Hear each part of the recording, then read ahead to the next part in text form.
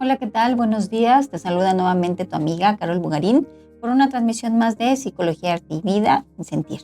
Y pues bueno, es un gusto para mí verlos nuevamente aquí, ahora con el tema de la responsabilidad de mi vida. Recuerden que durante todo el mes estaremos hablando sobre este mismo tema, que es la responsabilidad de mi vida. Y bueno, cada día hablaré acerca de una rama correspondiente a la responsabilidad de nosotros, sobre todo tomando en cuenta la responsabilidad como un acto de amor, ¿ok? Porque bueno, normalmente la idea y la concepción que tenemos de responsabilidad es como algo tedioso, una carga, un trabajo excesivo, algo desagradable, pero bueno, vamos a tratar de cambiar esa concepción para poder ser más responsables y a su vez poder tener mejores resultados en la vida de los que ya tenemos. El tema del día de hoy es conocimiento y aceptación de sí mismo. Y conocerse a sí mismo, conocerse y aceptarse implica responsabilidad. Porque las personas que, por ejemplo, buscan el amor afuera, buscan el amor de otras personas, ¿no? Todos aquellos que hacen cosas para quedar bien con los demás, que sacrifican cosas para que otros no se enojen o para que otros los quieran, pues bueno, son personas que de algún modo les cuesta trabajo hacerse responsables. De hecho, muy tristemente podemos ver situaciones y casos donde ciertas personas llegan a permitir cosas quizá muy desagradables, muy dolorosas, incluso agresiones, con tal de no estar solos, es decir, con tal de sentir aunque sea un poquito de aceptación o de amor de otro. Por eso el tema de hoy es este: conocimiento y aceptación de sí mismo. ¿Por qué? Porque no tenemos la necesidad de estar buscando la aceptación de los demás, cuando primero tengo que encontrar mi propia aceptación, ¿ok? Pero bueno, voy a tratar de explicarle un poco más. Primero que nada, el tema del mes, que es la responsabilidad de mi vida. Bueno, la responsabilidad, que bueno, trato de hablarles de eso muchas veces para recordarlo, ¿verdad? Es el significado, o bien la etimología de la palabra responsabilidad deriva de la palabra responder, ¿sí? Significa que una persona puede responder por sus actos o bien responder por sus compromisos. La palabra responsabilidad en sí, pues no es ni buena ni es mala, pero bueno, tiene muchas cuestiones alrededor, y yo les voy a decir que cuando descubrimos lo que es la responsabilidad de nuestra vida y la tomamos, muchos cambios favorables pueden aparecer, ¿sí? Les voy a dar un ejemplo. El hecho que las personas lleguemos a enfermar física y emocionalmente es porque nosotros hicimos algo para enfermarnos, ¿sí? Es decir, pudo haber descuido de nuestra persona, tanto a nivel, repito, emocional como físico. Entonces, vamos a decir que yo hice todo para enfermarme. Obviamente lo hice de manera inconsciente, lo hice sin darme cuenta, pero hice todo para enfermarme. Si yo empiezo a hacerme responsable de eso, entonces puedo observar y puedo ver que si yo lo hice, pues también yo lo puedo deshacer, ¿no? Que si yo hice o di todos los pasos para estar el día de hoy donde me encuentro, hablando de otras situaciones, quizás situaciones menos favorables, no sé, deudas, conflictos, ¿no? Si yo también di todos los pasos para estar en esa situación, pues entonces yo también puedo dar todos los pasos para retirarme o para cambiar esa situación. ¿Sí me explico? Obviamente, lo que está dentro de mí, lo que está en mis posibilidades, yo no puedo cambiar a otra persona. Es su responsabilidad resolver los problemas. Es decir, a veces queremos ayudarles a las personas a resolver sus problemas, pero la verdad es que a la única persona que le compete eso es a la otra. Nosotros podemos acompañar, podemos ayudar, podemos hacer ciertas cosas, pero no significa que sea nuestra responsabilidad, ¿de acuerdo? Entonces, bueno, esos son, digamos, algunos ejemplos de cómo la palabra responsabilidad tiene una relación directa, una relación muy importante respecto a la manera en la que nosotros vivimos, ¿sí? Recuerda, esto es súper importante. Tal vez escuchar que, no sé, miren, les voy a decir algo que a veces puede ser como muy difícil de aceptar. Cuando una persona ha sufrido la infidelidad de su pareja, normalmente piensa que el otro es el único culpable, ¿no? Y el otro, claro, tiene su responsabilidad, su 100% de responsabilidad en ese hecho. Pero si a esta persona que le fueron infiel, ella también tiene que revisar porque también colaboró para que eso ocurriera. Ujú. Y tal vez escuchar eso es doloroso o incluso molesto. Pero si yo empiezo a reconocer que yo también di los pasos necesarios con mi pareja, entonces eso significa que puedo empezar a hacerme responsable y modificar mis actos. Bueno, esos son los grandes beneficios de que nos hagamos responsables de las cosas que nosotros hacemos en general, de nuestros actos, de lo que decimos, a veces hasta de lo que no decimos o de lo que dejamos de hacer. ¿Ok? Bien, ahora, conocimiento y aceptación de sí mismo. ¿Qué relación tendrá eso con la responsabilidad? Pues bueno, tiene una relación importante porque nadie va a venir y decirte, mira, ven, ese eres tú, así tú eres, ¿no?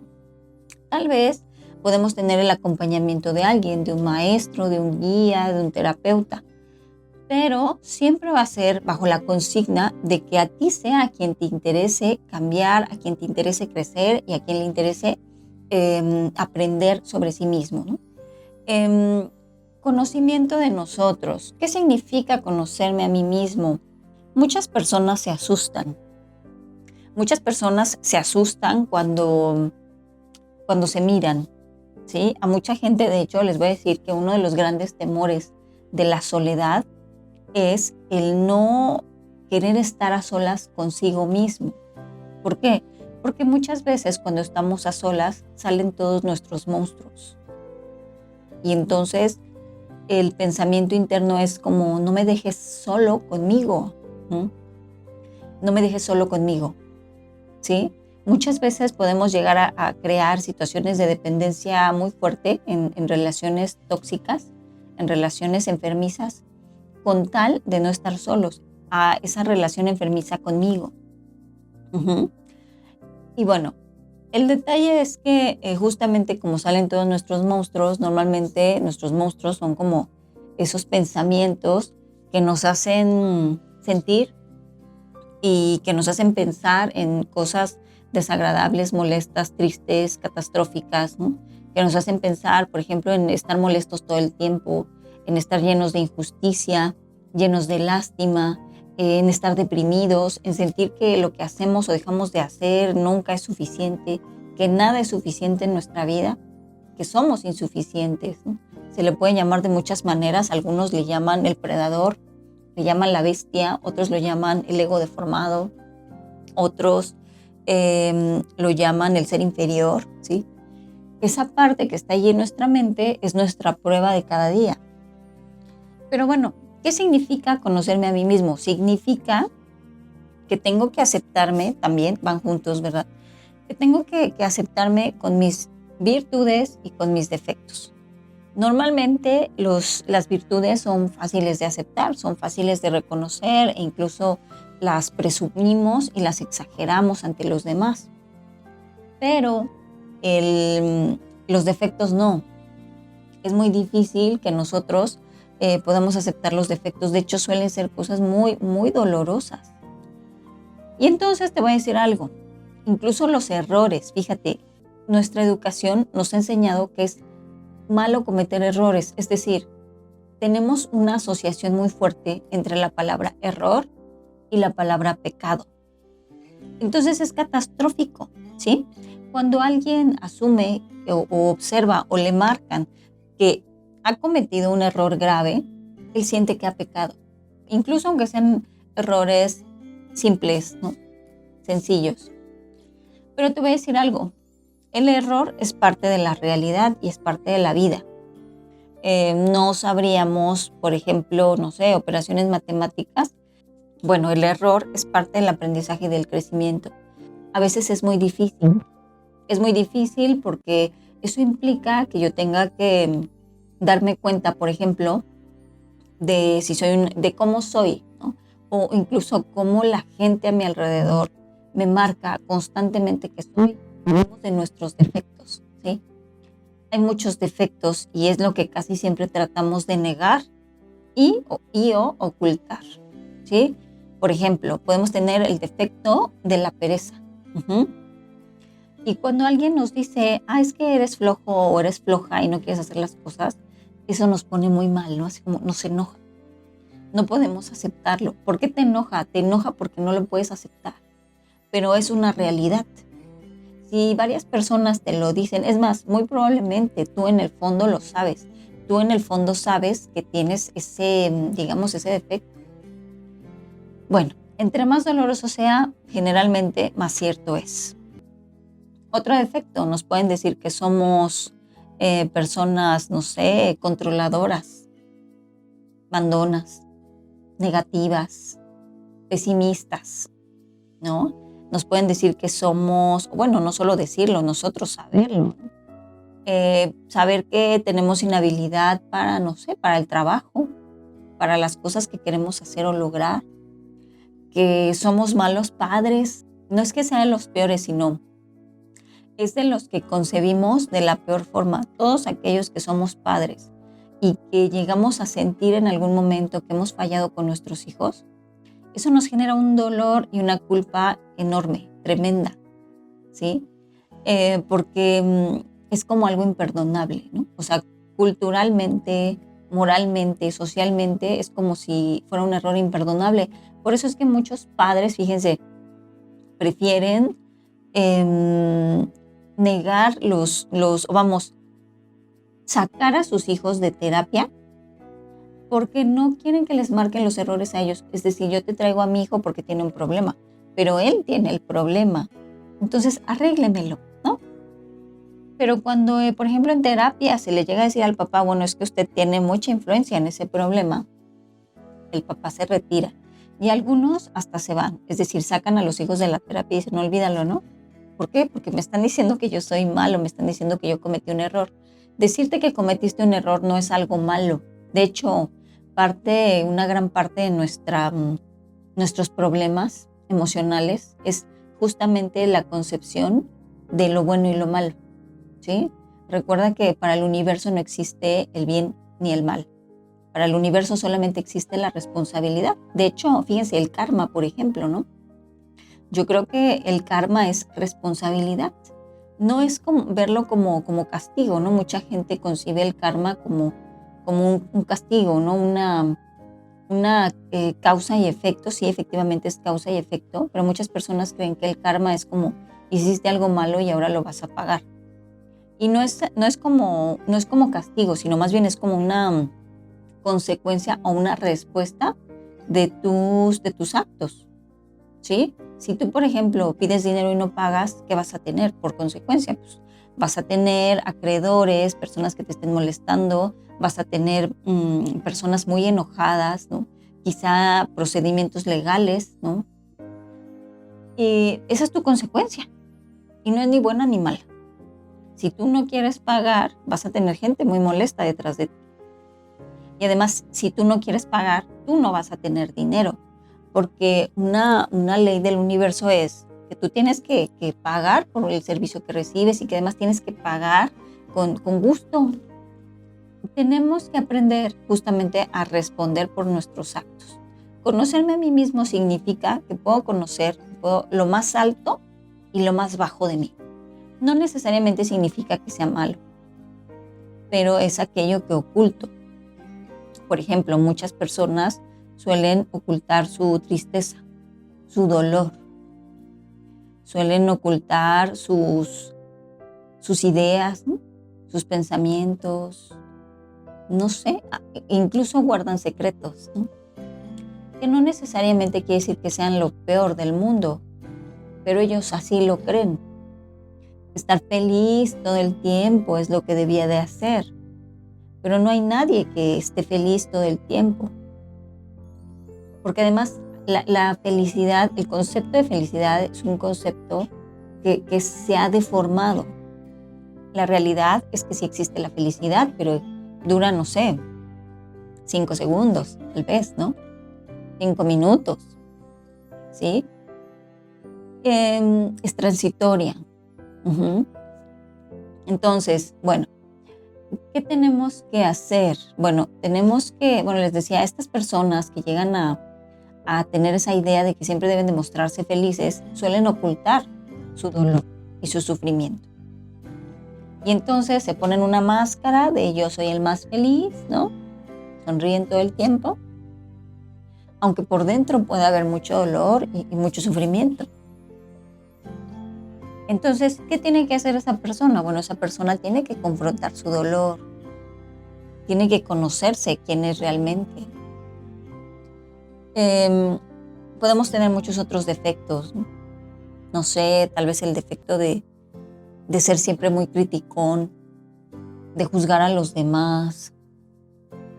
Y a la mayoría de las personas, fíjense, saben, conocen su defecto, bueno, lo intuyen. Y además, a la gran mayoría no les gusta su defecto, evidentemente. Y bueno, aquí hay un reto importante. No se trata de que nos empiece a gustar nuestro defecto, pero sí se trata que lo empieces a aceptar. Y el principal juicio no es el de los demás, sino el propio. Entonces, si yo me juzgo constantemente, si yo detesto mis defectos, fíjense, otro ejemplo es las personas perfeccionistas. Las personas perfeccionistas sufren muchísimo. Las personas perfeccionistas, para empezar, bueno, pueden llegar a tener baja tolerancia a la frustración. Las personas perfeccionistas siempre quieren que todo les salga muy bien, entonces no aceptan los errores, ni los propios ni los de los demás. Entonces eso es muy desgastante. Puede llegar a desgastarse física, emocional y psicológicamente, pues, o sea, mentalmente. Uh-huh. ¿Por qué? Porque su mente le dice que las cosas deben de ser de una manera. Y lo siguiente es que cada vez que las cosas no salgan como quiere o que no haga las cosas como cree que debe de hacerlas, se va a castigar, se va a autolacerar, se va a lastimar, consciente o inconscientemente. Entonces, si yo no acepto que en verdad no soy tan perfecta como yo creo que debo ser, y me castigo simple y sencillamente cada vez que encuentro un defecto o que alguien me marca un error, entonces yo no estoy aceptándome como soy. Y es muy doloroso. Te voy a decir algo sobre los defectos. Un defecto hay que conocerlo, hay que desmenuzarlo, decir, a ver, ¿cómo le hago para ser así? ¿No? ¿Cómo le hago para hacer mis berrinches? ¿Cómo le hago para ser tan perezosa? ¿Cómo le hago para ser perfeccionista? ¿Cómo le hago? ¿Qué tipo de cosas hago? ¿Qué pasos doy? ¿Qué actitudes tengo? Y una vez que las identifico, ahora tengo que decir, bueno, con todo y eso, me amo y me acepto. Entonces es una práctica, al principio no sale. Bueno, al principio es muy difícil porque es como decir, ay, sí, me acepto, pero pues no, uno ve esas cosas y dices, eres una persona horrible, ¿no?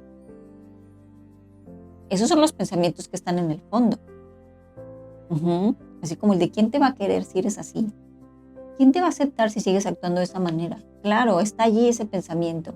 Y ese pensamiento castiga a las personas. Entonces, ¿qué hay que hacer? Pues bueno, lo primero es que tenemos que identificar nuestros defectos. Tenemos que ser muy honestos. Este es un ejercicio que no tenemos que hacer delante de otras personas necesariamente, pero tú sabes que, bueno, yo siempre les recomiendo que lleven una guía, un psicólogo, un maestro espiritual, alguien que te acompañe en este proceso de conocerte a ti mismo y en este proceso de crecimiento y de cambio, ¿sí?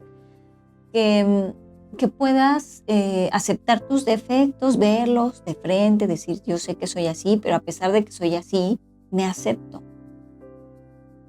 Porque la gente sufre mucho cuando no acepta sus propios defectos. Fíjense, es un círculo vicioso.